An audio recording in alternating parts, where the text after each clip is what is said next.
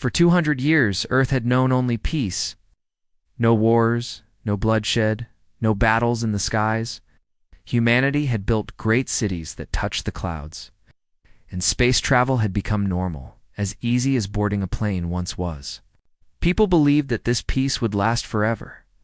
But on a quiet evening, as families sat together under a starry sky, everything changed. It started with a strange sound, deep, pulsing signal that echoed across every screen, radio, and communication. Channel on Earth. At first, people thought it was a technical problem. But then, a cold, robotic voice filled the air. This is the Intergalactic Council. Humanity must prepare for war, or be destroyed. The message repeated 3 times, then vanished, leaving the world in stunned silence. In New York, crowds gathered in Times Square, staring at the giant holographic screens. In Tokyo, people froze in the streets as the same warning played above their heads. In Nairobi, children looked up, confused, while parents clutched their hands tightly. A young boy asked his mother, trembling, "Mom, are we going to die?" She didn't know how to answer. Panic and fear within hours. Governments around the world called emergency meetings. The United Nations building in Geneva was flooded with leaders, military generals, and scientists. Everyone spoke at once, their voices rising with fear. President Harper of the United Americas slammed his fist on the table. "We've had peace for 2 centuries. Why now? Why would the Council threaten us?" An old scientist replied, his voice shaking. "Because they see us as dangerous.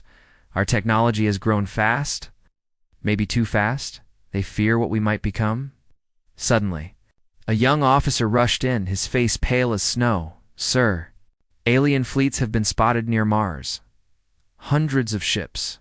They're holding position watching us." The room fell silent. The only sound was the soft hum of the holoscreens showing strange massive ships orbiting Mars. They looked nothing like human crafts. Sharp, metallic, alien. The choice no one wanted back in Washington, D.C. The president held a press conference, his voice grim. "Citizens of Earth, today we received a message from the Intergalactic Council. They have given us an ultimatum: prepare for war or face destruction. We are doing everything in our power to protect you. Remain calm, stay with your families, and pray." But the people were far from calm. Panic spread like wildfire. Streets filled with frightened crowds, news channels ran endless speculation, and survival shelters sold out within hours. Meanwhile, in a hidden underground base, top military officials debated Earth's response. General Ramirez leaned forward, his jaw tight. "If we surrender, they'll enslave us. If we fight, billions could die. There's no good option here," another general whispered. Maybe it's a bluff. Maybe they won't attack." But deep down, everyone knew the truth. The Council never made empty threats. The first sign of war, 3 days later, a massive explosion rocked the solar system. A human research station orbiting Jupiter vanished in a blinding flash of light. Every screen on Earth broadcast the horrifying images of burning debris floating in space. A young pilot, Lieutenant Aaron Wells, watched the footage from his military base. His hands shook as he whispered to his friend, "My sister was on that station. She's gone." His friend put a hand on his shoulder but said nothing. There were no words that could ease such pain. Soon after, another transmission came from the Council, colder than before. "This is only the beginning. Submit or perish." Humanity's hope for negotiation was gone. War was no longer a choice. It was a command forced upon them. A shadow of betrayal, but not everyone on Earth wanted to fight. In a secret meeting room, far from public eyes, certain human leaders spoke with alien envoys via secure channels. Their faces were grim, but greedy. "We hand over Earth's defenses, you will spare us, yes?" one man asked. The alien envoy's voice hissed through the speakers. "Serve the Council, and you will live. Resist, and you will burn with your people." Unbeknownst to the rest of the world, betrayal was already blooming within humanity's own ranks. The last message before silence on the 7th day after the first warning. The Intergalactic Council sent one final transmission. The voice was mechanical, yet full of something far worse than hatred. It was certainty. Humanity's era of peace ends now. Prepare for your final dawn. And then, silence. Earth's skies remained calm, but everyone knew it was only the calm before the storm. The alien fleet still hovered near Mars, silent predators waiting to strike. In a small apartment in London, a little girl looked up at her father with tears in her eyes. "Daddy, will the bad aliens come here?" The father hugged her tightly, staring out the window at the stars. "They might, sweetheart, but I promise we will fight for our home." As night fell on Earth, fear gripped every soul. Humanity's greatest test was about to begin. No one knew who would survive, or if Earth would even see another sun. The world had fallen silent, but fear roared louder than ever. After the Council's final warning, humanity knew there was no turning back. Every nation watched the skies, waiting for the first strike that would decide the fate of Earth. Deep below the city of Geneva, in a heavily guarded underground bunker, the greatest minds and leaders of the planet gathered. The long steel table was filled with faces worn from sleepless nights, eyes heavy with fear and determination. Generals, presidents, prime ministers, scientists, and admirals all gathered for one purpose: deciding if humanity would kneel or fight. The meeting of fate. President Harper sat at the head of the table, his hands clasped tightly. He looked around the room before speaking. "Ladies and gentlemen, you know why we are here. The Council has given us two choices: surrender or prepare for war. We need to decide. We need to decide now." There was a long silence before Prime Minister Elena Varga of the European Alliance stood up, her voice cold and sharp. "Surrender. Two beings who already killed our people. Two creatures who destroyed Jupiter Station without mercy? No. Bow to them now, we will bow forever." General Ramirez nodded firmly. "She's right. The Council doesn't want peace. They want control. If we surrender, they'll take our planet, enslave our children, and strip away everything we've built." A soft voice interrupted, trembling with fear. It was Dr. Samuel Lang, a leading astrophysicist. "But we are not ready. We don't have the fleets, the weapons, the experience to fight them. This war, it won't just be bloody. It could be the end of humanity." The room erupted in arguments. Voices rose, fists slammed on the table. Some wanted to fight, others begged for negotiation. Every second felt like a ticking clock counting down to destruction, a general's warning when the shouting finally died down. An old man stood at the far end of the table. His hair was gray, his face lined with scars from wars long past. This was General Marcus Kane, a legend from an age when humanity still fought among itself. He spoke in a deep, steady voice that silenced the room. "I've seen war. I've seen planets burn and cities fall. But this war—" He paused, his eyes sweeping across the room. "This war won't be like any other. The Council won't stop until they break us. We can only survive if we fight, like demons, and stand together as one people. If we don't, Earth will die." No one dared speak after him. His words hung heavy in the air like smoke after a fire, a dark revelation suddenly. A security officer rushed into the room carrying a datapad. He handed it to President Harper with urgency. The president's face turned pale as he read the message. This can't be true," he muttered. Prime Minister Varga leaned forward. "What is it?" Harper's voice was low, almost a whisper. "There are human traitors among us. A group of leaders have been secretly communicating with the Council, offering them Earth's defenses in exchange for their own safety." Shock spread across the table. Betrayal at a time like this was unthinkable. General Ramirez slammed his fist down so hard the table shook. Cowards. They'd sell out the entire planet just to save their own skins. Admiral Cho, head of Earth Space Command, narrowed her eyes. "If they succeed, humanity won't even have a chance to fight back. We must find them and stop them." Project Titan with betrayal revealed and fear spreading. The leaders realized they needed hope, something powerful enough to make humanity believe they could win. Admiral Cho stood and activated a holographic display in the center of the table. A massive image of a gigantic warship flickered to life. Project Titan, she announced. A secret program designed for one purpose: to defend Earth from threats beyond our world. The hologram showed a colossal starship, larger than any vessel humanity had ever built, bristling with advanced weapons. Only a handful of people had known it existed until now. Dr. Lang looked at the plans wide-eyed. But it's unfinished. We don't have the energy cores to power a ship this size. Admiral Cho nodded grimly. We don't, yet. But if we don't try, there won't be an Earth left to protect. President Harper leaned forward, his voice hard as steel. Then we finish it. Whatever it takes, whatever it costs, we build Titan. Humanity will not go down without a fight. A soldier's promise as the meeting dragged on. Far above, in the military barracks of Earth Space Command, young soldiers prepared for the war to come. Among them was Lieutenant Aaron Wells, the same man who lost his sister at Jupiter Station. He sat on his bunk, staring at a holophoto of his sister smiling in front of the station gates. His friend Corporal Davis sat beside him. You okay, Aaron? Davis asked quietly. Aaron's fists clenched. His eyes burned with grief and fury. They killed her, Davis. They killed millions, and now they're coming for all of us. Care how powerful they are. I don't care if I die. I'll fight until my last breath. Davis nodded, gripping his shoulder. Then let's make them regret ever coming to Earth. Silent oath back in the bunker. After hours of debate, every leader signed a declaration that would change history forever. Earth would fight. Humanity would not bow. President Harper stood and looked around the table.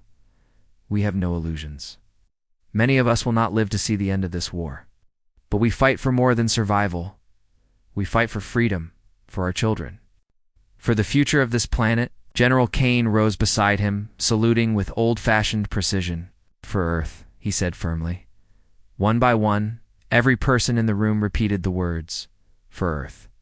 It was not just a decision, it was a promise. A promise made in fear and fire, a promise sealed in silence. A promise that no matter what the Council brought, humanity would not go quietly into extinction. As the meeting ended and the leaders returned to their nations, the first blueprints of Project Titan were sent to secret construction sites. The stars above Earth remained peaceful for now. But the shadow of war loomed closer with every passing hour, and somewhere beyond Mars, in the dark void of space, alien eyes watched, waiting, planning, smiling. The storm was coming. The decision to fight spread across Earth like wildfire. News channels broadcast the declaration of war. Soldiers were recruited, engineers worked day and night on Project Titan, and humanity's hope flickered like a small flame in the darkness of space, but the Council had no intention of waiting. Their fleets hovered near Mars, a silent threat, one cold morning without warning. The first real blood of the war was spilled. The calm before impact. Lieutenant Aaron Wells stood on the bridge of the human battlecruiser Valiant. His hands gripped the railing as he looked out the observation window. The endless void of space stretched before him. But his eyes stayed fixed on Jupiter Station's wreckage far in the distance. Painful reminder of what the Council had already taken. His commanding officer, Captain Reyes, stood beside him. Scouts report Council ships moving closer to our orbital defenses, Reyes said, his voice tense. This could be it, Wells. First contact in battle. Aaron nodded, his jaw tight. About time. They've made us wait too long already. Reyes gave him a sharp look. Don't underestimate them. We're facing an empire that's crushed civilizations far older than ours. Keep your head clear. Aaron didn't answer. His heart was heavy with anger. He didn't want a clear head, he wanted vengeance. The first wave hours later, alarms blared across the fleet. A voice echoed through every ship's comms, multiple. Alien signatures inbound. Enemy fleet approaching fast from Mars orbit. Dozens of sleek black Council warships emerged from the shadows of space, moving like predators on the hunt. Their hulls glowed with a strange blue energy, and their Weapons crackled ominously. Human pilots scrambled into their fighters. The battlecruisers powered up shields and cannons. The silence of space was replaced by frantic voices over comms. Captain Reyes shouted over the noise. "All ships, defensive formation. Do not fire until I give the order." Aaron strapped into his seat at the tactical station, his fingers dancing over controls. "Captain, their lead ships are locking weapons on us," he reported. Reyes took a deep breath, eyes hard. "Then we fire first." The first shots of Waray's single command rang. "Out. All ships, open fire." Beams of white-hot energy erupted from human warships, cutting through the void and slamming into the alien fleet. Explosions flared, debris scattering across space. For a moment, it looked like humanity might stand a chance. But then the Council responded. From their ships came a wave of plasma fire, unlike anything humans had seen before. Bright streams of energy ripped through space, smashing through human shields like they were paper. 2 frigates exploded instantly, their crews lost to the void. Aaron gritted his teeth as the Valiant shook violently. "Shields down to 60%, he shouted. Reyes barked orders, his voice firm but desperate. "Evasive maneuvers, target their weapon cores. Don't let them flank us." The battle turned into chaos. Human pilots screamed as alien fighters cut through their squadrons. With terrifying speed, explosions lit up the blackness of space like fireworks of death. The heroics stand amid the slaughter. A young fighter pilot named Kara Lynn broke formation, diving straight toward the largest council ship. Her voice crackled over comms. "If I can hit their reactor, we might have a chance," Reyes shouted. "Kara, pull back. That's suicide." But Kara ignored the command. Her small fighter weaved through enemy fire, engines burning bright. She reached the massive alien dreadnought and launched every missile she had. The explosions ripped through the enemy's hull, tearing open a glowing wound in the ship. A massive shockwave rippled through the battlefield, throwing alien fighters into disarray. But Kara's ship was caught in the blast. Her last words came through the comms, soft but resolute. "For Earth." Then silence. Aaron slammed his fist on the console, rage boiling in his chest. "They're killing us all. We need more firepower." Reyes looked grimly at him. "Right. Hold the line, Lieutenant. We hold it or Earth burns next." A message of terror, the battle dragged on for hours. Ships were destroyed on both sides, but humanity paid the higher price. Nearly half their fleet was gone. Just as it seemed the aliens might retreat, chilling transmission cut across every channel. The Council's mechanical voice spoke, emotionless and final. "This was only a test. The true war has not yet begun. Your resistance is pointless. Submit, or your world will be ash." Then the alien fleet vanished, retreating into the darkness of space as quickly as they had appeared. The humans floated among the wreckage of their shattered ships. Fires burned in the void, life pods drifted helplessly. Thousands of soldiers were dead. On the bridge of the Valiant, silence hung heavy until Aaron finally spoke, his voice low and filled with fury. "If this was only a test, what's coming next will be hell." Reyes looked out into the stars, his expression grim. "Then we prepare for hell, because this isn't just a fight for survival anymore. This is a fight for our very right to exist." The aftermath back on Earth, the news of the battle reached every city. People wept for the thousands lost, for the brave pilot who sacrificed herself for the soldiers who never came home. The Council had shown its power, its cruelty, and its intent. In the secret war room, President Harper slammed his hand on the table. "We can't keep taking losses like this. If Project Titan isn't ready soon, we'll be wiped out before the war truly begins." Admiral Cho responded sharply. "We're moving as fast as we can. But the Council's technology is centuries ahead of ours. We're fighting a god with sticks and stones." General Kane's eyes burned like fire as he growled. "Then we sharpen our stones. We adapt, we strike harder, we fight smarter. Humanity has survived every nightmare thrown at it before. We'll survive this one too." A soldier's vow in his quarters aboard the damaged Valiant. Aaron sat alone. He replayed Kara's last words in his mind over and over. For Earth, clenched his fists, his grief turning to a cold, burning resolve. I swear, he whispered to the empty room, I'll make them pay. I'll see the council burn for every life they've taken. Outside his window, the stars seemed calm, beautiful, endless. But Aaron knew better. Council was preparing for their next move. And next time, it wouldn't just... The aftermath of the first space battle left Earth broken and afraid. Thousands of soldiers were dead, countless ships destroyed, and the alien council had made its message clear they were only getting started. Humanity was unprepared for this. War, yet surrender, was not an option. But as Earth struggled to recover, an even darker threat began to grow not in the stars. But here, on the planet itself, shadows in the dark, far below the bustling streets of New Berlin, in an abandoned underground metro station, a secret meeting was taking place. Several men and women dressed in expensive suits gathered around a glowing holotable. Their faces were hidden under masks, their voices low and urgent. One of them, a senator from the North American Union, spoke first. The council is unstoppable. We all saw what they did near Mars. Humanity is doomed if we resist. The only logical choice is survival. Our survival. A powerful corporate CEO leaned forward, whispering sharply. And the council promised us safety, positions of power in their new order. All we have to do is make sure Earth doesn't fight back too hard. A third figure hissed, nervously glancing around. If anyone finds out what we're doing, we'll be branded traitors. The senator's voice grew cold.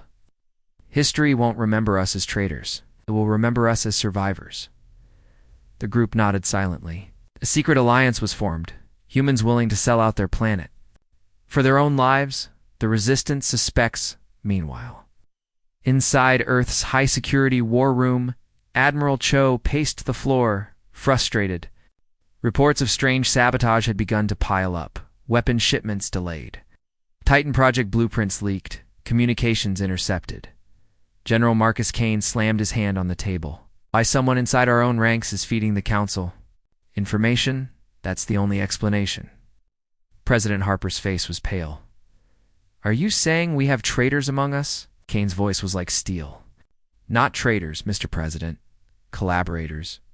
People who think kneeling will save them while the rest of humanity burns. The room went silent. Everyone knew Kane was right. But no one knew who to trust anymore. A dangerous mission lieutenant. Aaron Wells, still haunted by the first battle, was assigned to a covert team tasked with investigating the sabotage. He and 3 other soldiers landed in New Berlin under false identities. Following leads about unusual encrypted transmissions sent toward Mars. Aaron and his teammate, Sergeant Lena Ortiz, sat in a darkened vehicle near the old metro station. Where signals had been traced, Lena checked her scanner and whispered, multiple life forms inside. Strong energy readings. This is definitely a council link-up point. Aaron tightened his grip on his rifle. Then we end it tonight. They entered silently, moving through the dusty tunnels. The sound of hushed voices echoed ahead. As they crept closer, they saw the masked group speaking to a holographic projection, a tall, inhuman figure, its glowing eyes fixed on them. The alien voice was cold, sharp as broken glass. Ensure Project Titan does not launch. Disable their defenses. When Earth lies weak, the council will arrive, and you will be rewarded. Aaron's blood boiled. He stepped out of the shadows, rifle raised. Rewarded? You're selling out. Billions of lives for scraps off their table. The traitors turned in shock. One man reached for a gun, but Lena fired first, disarming him. The others froze, panic on their faces. Aaron shouted, his voice shaking with fury. I watched my sister die because of the council, and you helped them, the senator sneered. Better to live under their rule than die in a pointless war. Aaron fired a warning shot at his feet. You're wrong. Better to die free than live as their slaves. Betrayal runs deep. The standoff was tense. But before Aaron could arrest the conspirators, the holographic alien gave a command in its strange language. A hidden device on the wall activated, emitting a blinding flash of light. By the time Aaron's vision cleared, the traders were gone, vanished into secret escape tunnels. The only thing left behind was a small alien data module blinking red. Lena cursed under her breath. They'll warn the council we're onto them. This war just got worse. Aaron picked up the module, his jaw tight. No, this war just got personal. The betrayal revealed back in Geneva, Aaron slammed the data module onto the war room table. Images and audio recordings played, exposing the truth to the world's leaders. President Harper's hands shook as he listened to the senator's voice promising loyalty to the council. This is treason of the highest order, Harper, said fury in his voice. General Kane growled like a thunderstorm. I told you they're among us, and they'll keep trying to break us from the inside. Admiral Cho clenched her fists. We're not just fighting aliens, we're fighting our own fear, our own greed. If we don't stop these traitors, we'll lose this war before it even starts. Harper stood, his face grim. Then we hunt them down. Every last one of them. And we make an example no one will forget. A silent oath in the dark that night, as Aaron sat alone in the barracks. Memories of his sister's smile haunted him. Again. But now there was a new pain. Not only had aliens killed her, but humans were helping them do it. He stared at the stars outside the window, his voice low, but filled with unshakable resolve. If I have to fight the council and traitors both, I will. For my sister. For Earth. For every soul they want to crush. I won't stop until the last of them is gone. Far above. Beyond Mars, the alien fleet waited patiently. And now, thanks to human betrayal, they knew more about Earth's plans than ever before. The Council wasn't just coming for war, they were coming to conquer. And with traitors helping them from within, humanity's chance of survival grew smaller every hour. But a new fire was lit in humanity's heart, a determination stronger than fear. The war for Earth was no longer only about alien invaders. The war had already stolen thousands of lives, but the Council's true assault had not even begun. Humanity was scrambling to prepare for the next wave, yet their fleets were broken, their defenses sabotaged, and traitors still lingered in the shadows. Hope was running out, till one day, deep within a hidden lunar excavation site, a discovery was made that could change everything. A weapon not built by humans, but by an ancient alien race long before the Council's reign. A message. From the Moon Lieutenant, Aaron Wells was in Geneva when the call came. A breathless scientist burst into the war room, clutching a tablet. We found something. On the moon. President Harper stood, frowning. Found what? Scientist stammered, excitement and fear in his voice. An artifact. Massive. Buried under the lunar surface for thousands of years? It's not Council technology. It's older. Much older. But the readings show energy levels far beyond anything we've ever seen. The room fell silent. General Kane leaned forward, his eyes narrowing. A weapon. The scientist swallowed hard. We believe.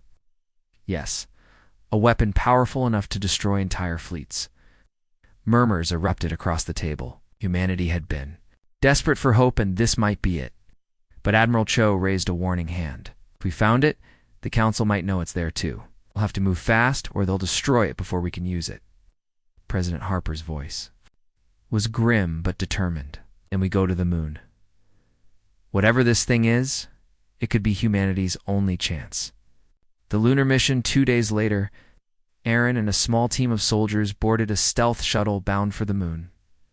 Alongside them were scientists, engineers, and Admiral Cho herself overseeing the mission. As they descended toward the excavation, Aaron peered out the window at the barren gray landscape below. Sergeant Lena Ortiz, sitting beside him, muttered under her breath, "Feels wrong, doesn't it? Like something's waiting for us down there." Aaron nodded slowly. "Yeah, like the moon's been keeping a secret all this time. And maybe we weren't meant to find it." The shuttle landed near a massive crater where heavy drills and lights surrounded a newly opened cavern. The artifact lay within a colossal structure made of black metal, etched with glowing blue patterns that pulsed like a heartbeat. It was unlike anything humans had ever seen. The Awakening Dar. Ilara Singh, lead scientist on the mission, stood before the artifact, awe in her voice. This technology predates the Council by millennia. It's not theirs. That means it might be able to fight them. Aaron walked closer, running, a gloved hand along the strange symbols carved into its surface. "What is it exactly?" he asked. Hilara hesitated. "Right. We think it's a planetary defense weapon. A super weapon designed to harness energy from a nearby star and channel it into devastating attacks. If activated, it could destroy entire fleets in a single strike." Lena whistled softly. "Sounds like exactly what we need." But Hilara's face darkened. "It's not that simple. We don't know who built it, or why it was buried. It could be unstable. It could kill us as easily as it kills them." It glanced at Admiral Cho, who stared at the artifact with a hard, calculating gaze. "Right now," Cho said coldly, "we don't have the luxury of being careful. If this thing works, it's our only shot." The Council strikes back hours into the mission. Alarms blared. Lookout shouted from the surface above. "Enemy ships inbound. They've found us." Aaron's blood ran cold. The Council knows. Within minutes, alien dropships pierced the lunar atmosphere, releasing squads of towering armored soldiers. Their weapons glowed a menacing blue, cutting through human defenses with ease. Bullets and plasma fire filled the cavern entrance. Aaron and Lena dove behind rocks, firing back desperately. Explosions shook the ground, dust filling the air. "They want the weapon destroyed," Aaron shouted over the chaos. Admiral Cho yelled back, or worse, they want to take it for themselves. "Deadly choice inside the cavern?" Dr. Singh screamed over the comms. "The artifact is activating. Someone or something is responding to the battle outside." The glowing lines across the weapon flared brighter, humming with immense power. The ground trembled as if the moon itself was alive. Aaron rushed to Hilara's side. "Can you control it?" She shook her head frantically. "I don't know. Systems aren't human. We don't even know the language. If I push the wrong sequence, it could overload and vaporize us all." Alien soldiers pushed closer, pinning human forces down. Lena shouted through her cum. "Aaron, we're not going to hold much longer." Aaron looked at Hilara, his jaw set. "If we don't try, they win.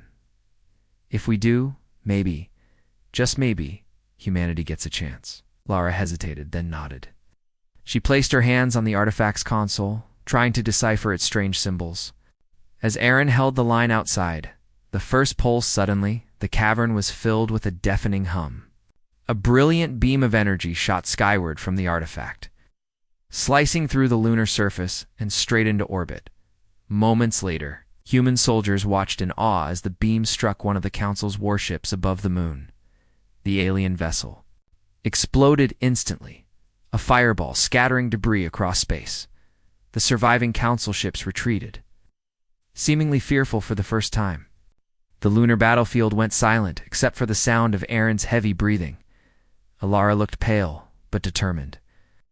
"We barely understood what we just did, but this weapon, it can destroy them. Just need time to learn how to control it." Admiral Cho smiled grimly for the first time in weeks. "Then we'll guard it with our lives. Whatever this thing is, it's humanity's only hope of turning the tide." A dark warning as the team packed up to leave. Aaron looked back at the massive artifact, still glowing faintly. Something about it unsettled him. It didn't feel like a savior, it felt like a sleeping beast humanity had just poked awake. He turned to Hilara. What if it was buried for a reason? What if whoever made it knew it was too dangerous to use? Hilara met his eyes, her expression troubled. "Maybe they did. But danger is all we have left, Aaron. This war won't be won by fear, it'll be won by power." Aaron nodded slowly, but the unease stayed with him. Far above, hidden in the void, a massive Council dreadnought observed silently. Inside, alien commanders hissed in anger and fear.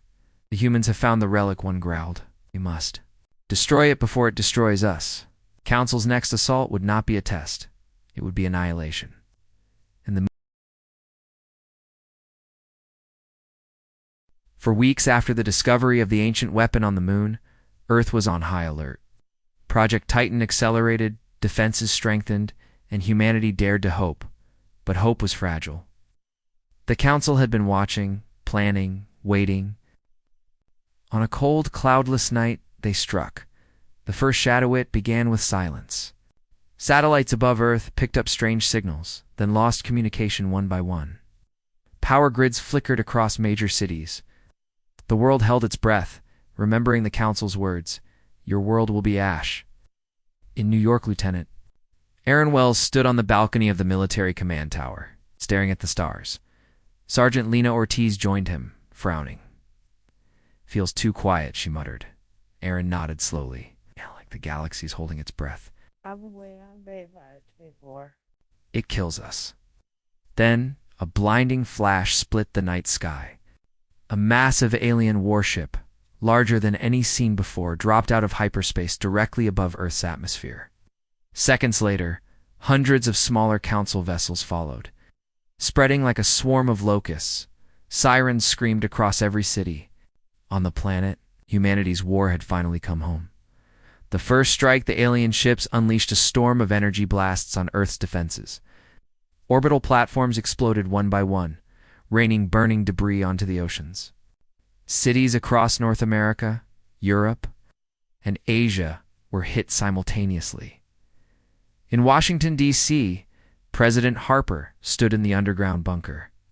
Watching the holographic map light up red with each new strike, they're targeting major population. "Centers and aid," shouted. Harper's voice was grim. "Evacuate every civilian you can. Get the shelters open. We hold the line, or humanity dies tonight." The battle for New York Aaron's unit was deployed to New York, where alien drop pods slammed into the city streets. Towering armored soldiers, twice the height of humans, merged with glowing rifles that tore through vehicles and buildings alike.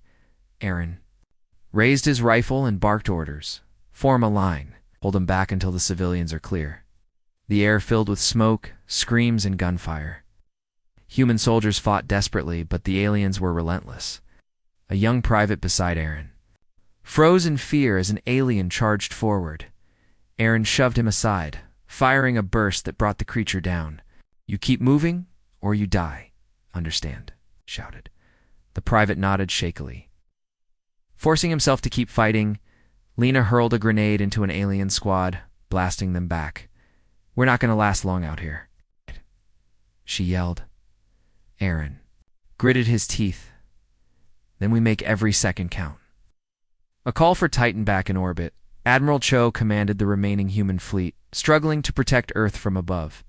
"Where is Titan?" she demanded, slamming her fist on the console. An engineer replied nervously.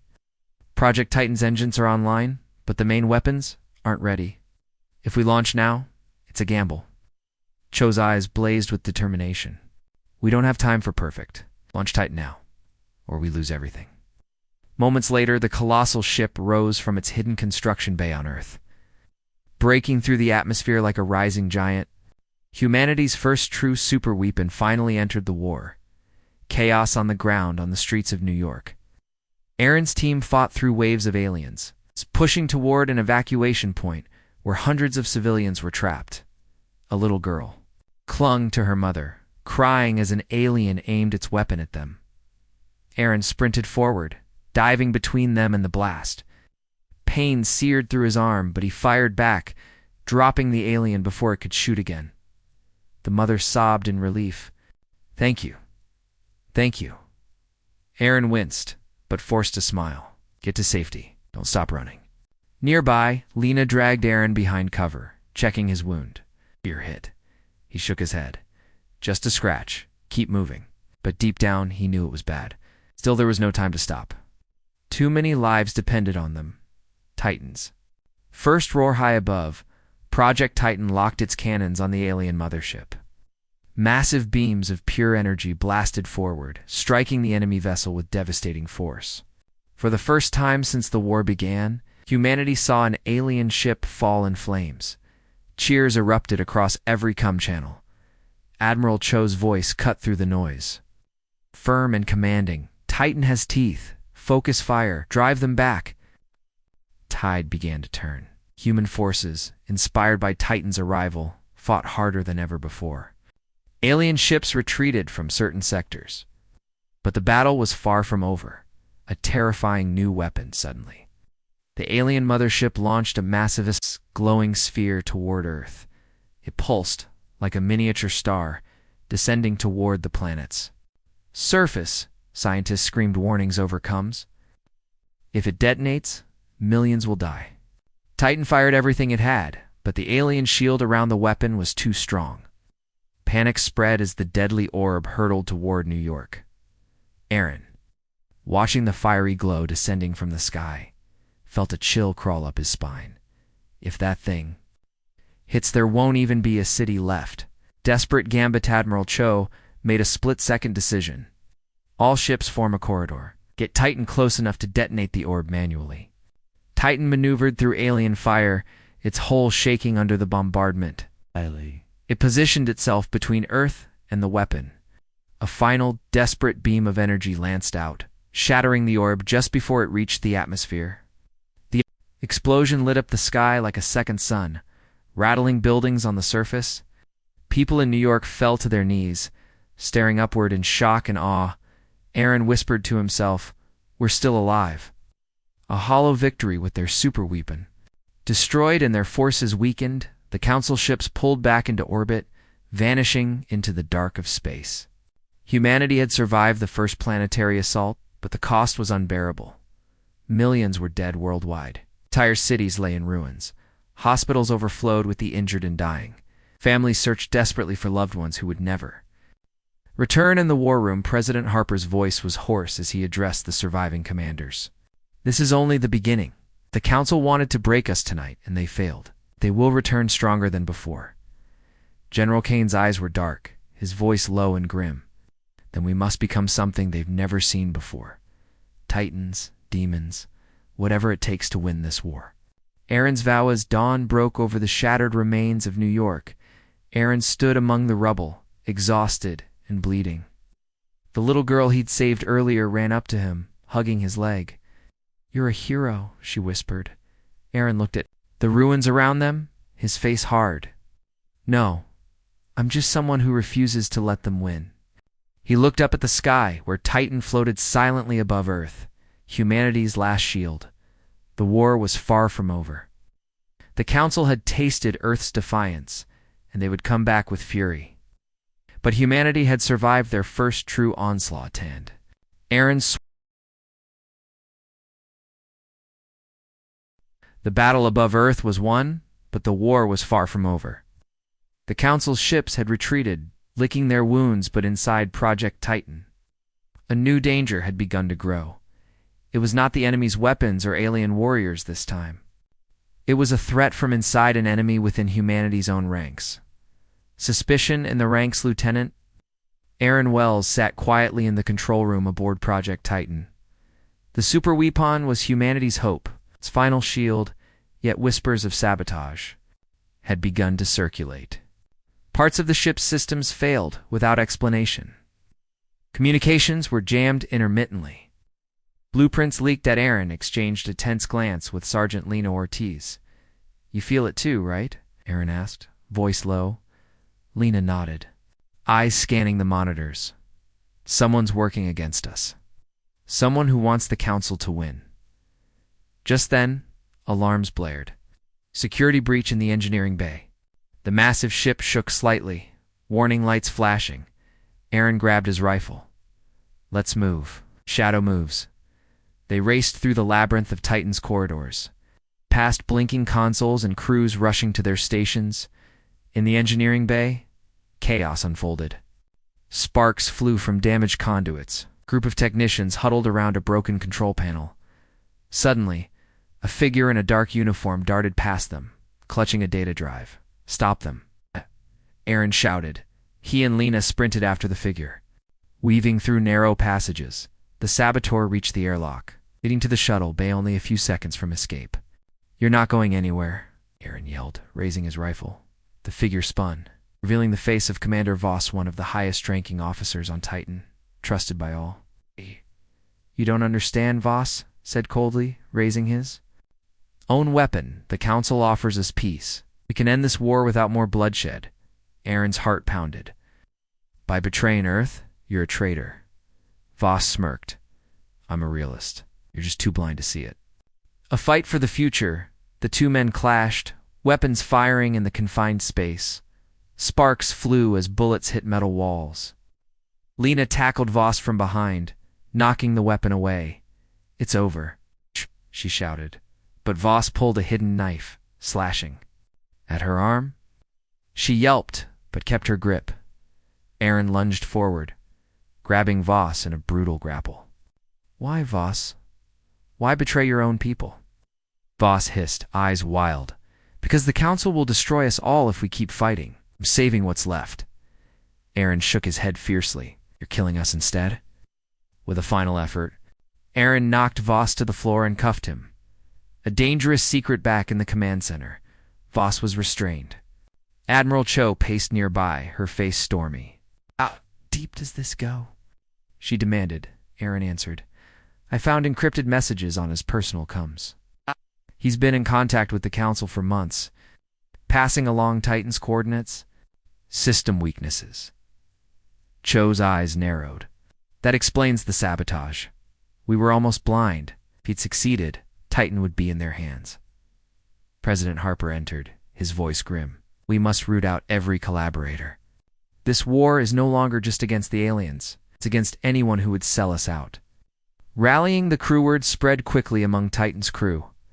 Morale was shaken by Voss's betrayal, but Aaron and Lena moved fast to restore order. In the mess hall, Aaron addressed the gathered soldiers and engineers. We are at war on two fronts. Outside, the Council waits. Inside, traitors threaten everything we fight for. But we will not let fear or betrayal break us. Lena's voice rang strong. We are the shield between Earth and extinction. Every one of you matters. A murmur of agreement grew louder. A new plan with Voss's capture. The team recovered vital data about the Council's next attack. The alien fleet was regrouping, planning a massive strike on Earth's last strongholds. Aaron and Admiral Cho studied the intercepted plans late into the night. They'll hit the southern continent first, Cho said. It's their weak point. Aaron nodded, then that's where we hit back. We can't wait for them to come to us. Cho smiled grimly. Good. Titan is ready. Let's give them a fight they'll never forget. The enemy within exposed, but the danger wasn't over. Voss had allies still hidden aboard Titan, quiet whispers in the dark, secret hands working. To sabotage the war effort, Aaron lay awake that night, staring at the ceiling. How do you fight an enemy you can't see? Lena's voice came softly beside him, with trust and with fire. Aaron smiled, though his heart was heavy. The warning was clear. The Council's next strike would target Earth's southern continent, home to vital cities, industries, and millions of people. The leaders of Earth scrambled to prepare defenses. But they knew the Council's attack would be unlike anything humanity had faced before. The calm. Before the storm, Lieutenant Aaron Wells stood on a hill overlooking the sprawling city of New Pretoria, the largest city on the southern continent. Beside him, Sergeant Lena Ortiz checked her, gear her face tight with tension. You ready for this? She asked quietly. Aaron nodded, staring into the horizon where dark clouds gathered ominously. Ready as I'll ever be. Don't have a choice. The people below hurried to shelters, their faces pale but determined. No world was holding its breath, the first blast suddenly. The sky lit up with streaks of light, hundreds of Council fighters dropping through the atmosphere.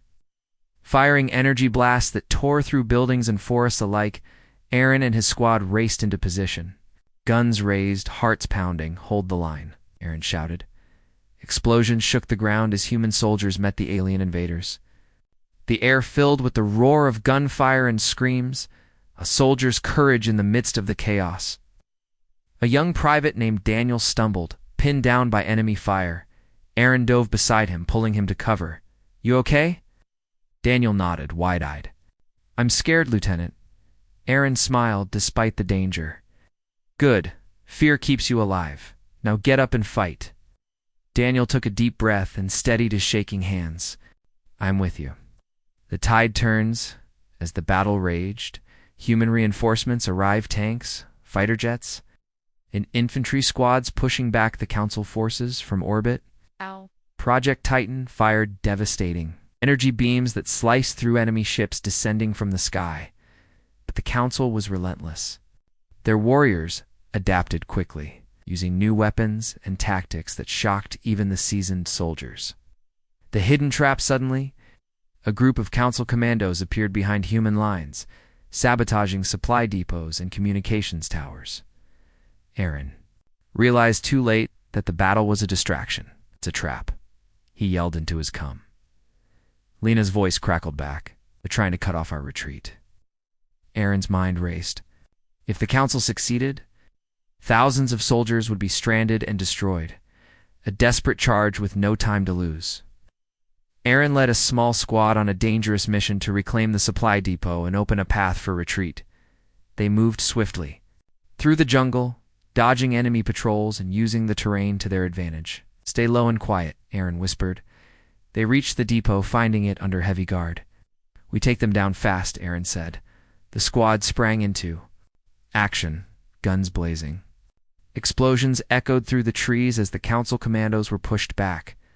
The cost of victory, though they succeeded in reopening the route, the cost was high. Several of Aaron's men were wounded or lost. Lena carried a soldier with a bleeding arm, her face grim. We have to keep moving, she urged. Aaron's eyes burned with pain and determination. Oh, every life lost makes this fight harder, but it also makes us stronger. The heart of the battle as the Council forces regrouped for another assault. Aaron stood atop a ruined building, watching the skies darken with enemy fighters. He took a deep breath and spoke to his squad. We fight not just for survival, but for the future of Earth. Hold this line. Protect these people. Show the Council what it means to face humanity. The soldiers cheered, rallying behind their leader. A glimmer of hope from orbit. Titan unleashed another powerful blast, scattering enemy ships and slowing their advance.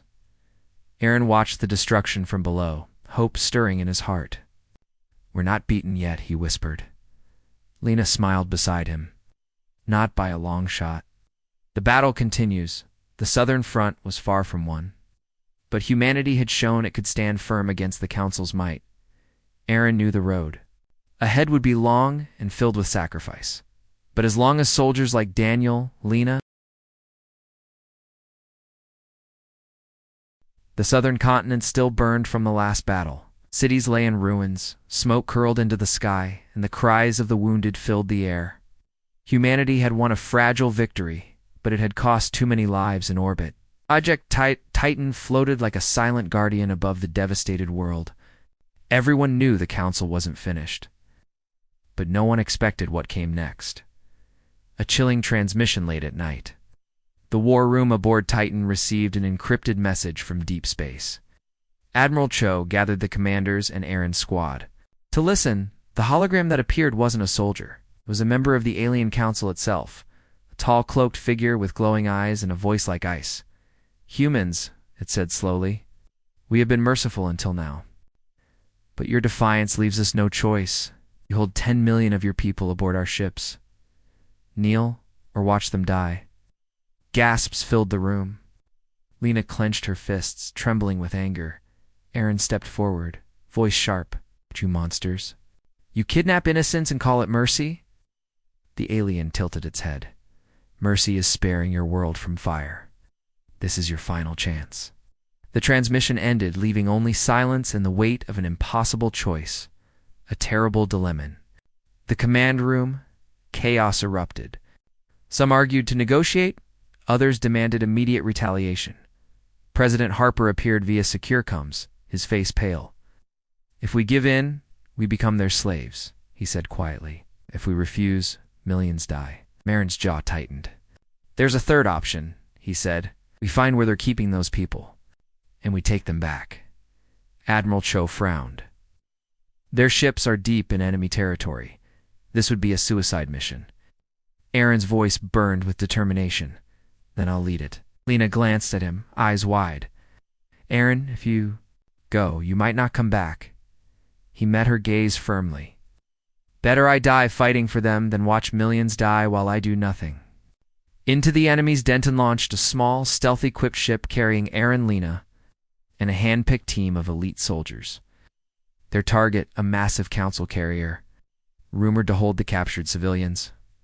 The journey through alien-controlled space was tense. Every second felt like a heartbeat closer to death.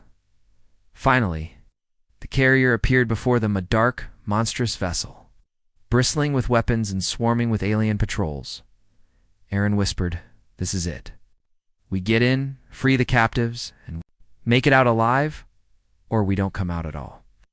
The silent infiltration using stolen council access codes, the team slipped aboard through a maintenance hatch. Inside, the air was cold and heavy, the corridors lit by a sickly blue glow. Alien soldiers patrolled everywhere, their strange voices echoing through the halls, moving like shadows. The humans advanced, taking down guards silently and marking paths for escape. Lena pointed to a large chamber ahead. "That's where the life signs are strongest." Aaron nodded. "Let's bring them home." The prisoners, the chamber, was filled with cages of glowing energy, holding thousands of terrified men, women, and children. The sight hit Aaron like a punch to the gut. He turned to his team. "We open every cage. No one gets left behind." Dr. Ilara Singh, who had joined the mission for her tech expertise, rushed to the controls, frantically working to disable the locks. But just as the first cells opened, alarms blared. Chilling mechanical voice filled the ship. "Intruders detected. Terminate." Ow. Doors slammed shut as alien soldiers poured in from all sides. A brutal fight blaster fire turned the chamber into chaos. Humans formed a protective line around the prisoners as they poured out of the cages. Aaron fired relentlessly, shouting over the noise, "Move, move, move. Get them to the shuttle." Lena covered his flank, yelling, "More incoming." The battle was fierce, alien warriors advancing with terrifying speed. One lunged at Aaron, knocking his rifle away. The two crashed to the floor, grappling viciously. Aaron reached for his sidearm, firing point blank into the creature's chest. He scrambled up, blood on his face, but fire in his eyes. "We're not dying here." The final decision, the team fought their way toward the docking bay, civilians rushing ahead in terrified waves. But as they neared the exit, a massive blast door sealed shut, trapping them inside. An alien commander's voice boomed over the intercom. "You can save yourselves, human, if you abandon the rest." Aaron stared at the frightened faces of the captives, his pulse hammering. He glanced at Lena. "If we blow the reactor, it'll take this whole ship down, but we'll never make it out in time." Lena's voice was steady even through the fear. "Then we make sure they do." Aaron hesitated only a moment before nodding grimly. He handed Lena a detonator, said "I'll hold the line." A twist of fate, but just as Aaron prepared to sacrifice himself, Dr. Singh hacked the alien console, forcing the blast door open. "Go now," she screamed. The humans and prisoners dashed through the opening, sprinting to the shuttle as explosions tore through the carrier. They launched seconds before the ship's core went critical, the blast lighting up space like a dying star. A hollow victory back on Titan. The rescued civilians wept with relief as they reunited with their families. Cheers echoed through the halls, but Aaron felt no triumph, only exhaustion and grief for the soldiers they had lost in the mission. "President," Harper's face appeared on the come. "You saved millions today, but this war is far from over." Aaron looked out at the distant stars, where the council fleet regrouped like vultures waiting to strike again. "Then we keep fighting," he whispered, "until they can never hurt us again." But deep inside, he knew the council's threat had changed. They weren't just trying to win anymore. They wanted to break. The war had reached its final hour. The council had thrown everything at humanity and failed to break their will. But now, they were coming with a force so massive, so relentless, that it could burn Earth to ash in a single day. Project Titan. Floated in orbit, patched and scarred from endless battles, Aaron Wells stood on its command deck, staring at the endless swarm of alien ships filling the stars. It looked less like a fleet and more like a storm that would not stop until everything human was gone. The final warning transmission crackled through, the same icy voice of the council leader. Humanity, this is your end. No more. Chances, no surrender. Only extinction. President Harper's voice comes from Earth, firm despite the fear beneath it. To every soldier and every civilian, today we fight for our home, our families, our future. No one else will. Save us. We stand or we fall together. The message echoed across all channels, uniting humanity for what could be its last battle. Aaron looked at Lena and the others. We're not just fighting for Earth anymore, he said. We're fighting to show the galaxy that humanity doesn't kneel, not now, not ever. The storm breaks. The Council's fleet moved in like a tidal wave. Thousands of alien warships descended on Earth, bombarding orbital defenses, burning through the atmosphere, and striking every major city. Project Titan roared to life, unleashing massive beams of energy that tore through alien dreadnoughts. Human fleets swarmed the enemy, fighting with unmatched fury. But the Council's numbers were endless. Aaron stood at the tactical table barking orders. Redirect power to forward cannons. Tech the civilian transports. Explosions rocked Titan, throwing crew members to the ground. Fires erupted on deck, alarms blaring. We can't hold much longer. An officer cried. Aaron's jaw tightened. We don't hold, we win. A deadly revelation in the chaos. Dr. Alara Singh burst into the command room, her face pale with shock. Aaron, I decoded the ancient weapon's last data fragment. Aaron turned sharply. Tell me it's good news. Ilara hesitated. The weapon can destroy the entire Council fleet, but it will drain Titan's core completely. When it fires, the ship will die. Everyone on board will die. Silence fell over the room. Every soldier understood the cost immediately. Lena stared at Aaron, shaking her head. There has to be another way. Aaron looked at the map showing the alien fleet closing on Earth's surface. Millions of lives hung in the balance. There isn't, he said quietly. Titan was built to protect humanity. If this is the price, then we pay it. The last charged Titan accelerated toward the heart of the alien fleet, weaving through enemy fire. The ship groaned under the strain, its shields failing, but it refused to stop. On the bridge, Aaron turned to his crew.